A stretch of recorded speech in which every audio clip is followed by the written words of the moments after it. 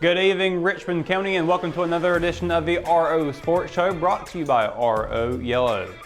The smile of one of Richmond Senior High School's most beloved larger-than-life supporters will now forever be memorialized at Raider Stadium.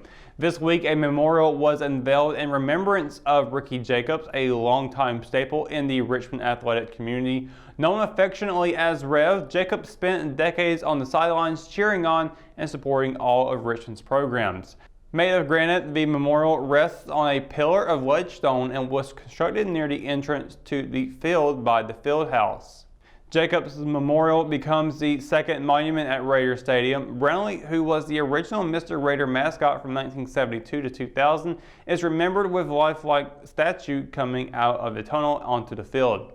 Till said the numerous community members involved with carrying out the project wished to remain anonymous and that no money from the football program was used. He added that all of the labor and materials were either paid for through private donations or provided at no cost. Jacobs passed away on October 3rd after battling COVID-19 for several weeks. According to Facebook posts from his church, his funeral service was also held at Raider Stadium, a place where he impacted the lives of so many. Cooler temperatures on Tuesday gave the Richmond football program the feel of working out later in the season, but it was the team's first outdoor workout since the fall, and instead of preparing for a playoff run, the Raiders are in the early stages of gearing up for an unprecedented spring schedule. Head coach Brian Till and Raiders used all three practice fields to kickstart their preseason workouts. Per the North Carolina High School Athletic Association, teams cannot officially start practice until February 8th. For Till and his players, getting the opportunity to be back on the field after an extended time off was welcomed. Following local health guidelines, each player and coach was required to have his temperature checked ahead of entering the practice field. The association mandates that all personnel are required to wear a face mask during the entirety of workouts. The Raiders are slated to open their season on February 26th at Purnell Sweat. Richmond will only play against conference opponents and will try to make it to at least the third round of the 4AA state playoffs in the third consecutive year.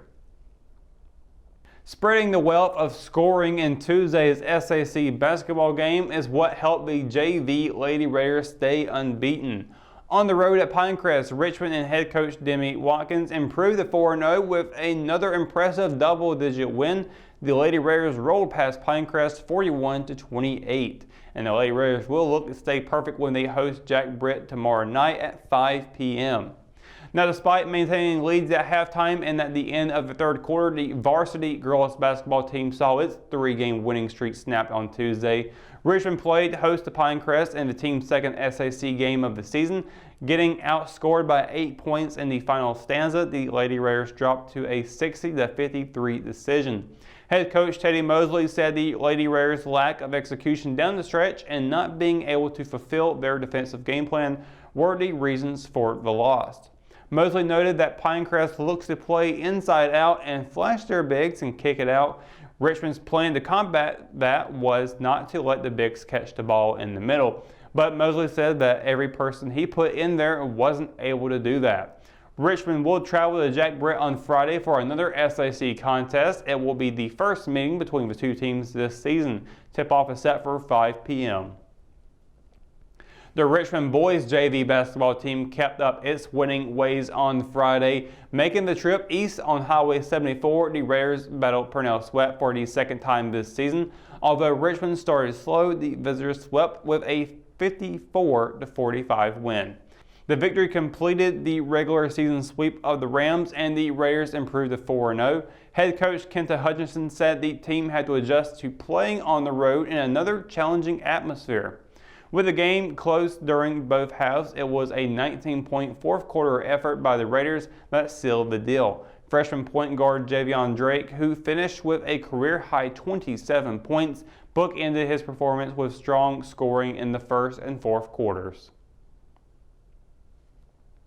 The Richmond boys and girls swimming teams combined for another fifth-place finish during Saturday's conference meet.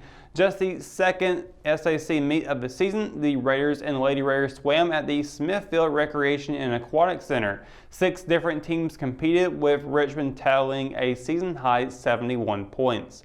Head coach Mike Way said he was pleased with the team's performance, noting a couple of season best times. He was also impressed with senior Thomas Barbie's first career attempt at the 200-yard individual medley. Completing 4 laps in the pool, Barbie swam the event in 3:25.75, which put him in 6th place. Grabbing 13 points for the team, Barbie completed the event by swimming 50 yards each of the butterfly, backstroke, breaststroke, and freestyle. Pinecrest's teams combined for 741.5 points and took first overall. Jack Brett scored with 690.5. Richmond edged 71st High School by 21 points to take 5th place. The Raiders and the Lady Raiders will return to Smithfield on Saturday for their final regular season meet of the year. And that's going to wrap up another edition of the RO Sports Show, brought to you by RO Yellow. For the latest and breaking sports stories in Richmond County, you can always visit richmondobserver.com and click on the Sports tab. You can also find some exclusive content across all of the RO Sports social media platforms, and be sure to tune in for Ross at 5:30 every Thursday for your Raider and Racing wrap-up. For the meantime, I'm Russell Parker reporting from the Richmond studio in downtown Rockingham. Have a great week.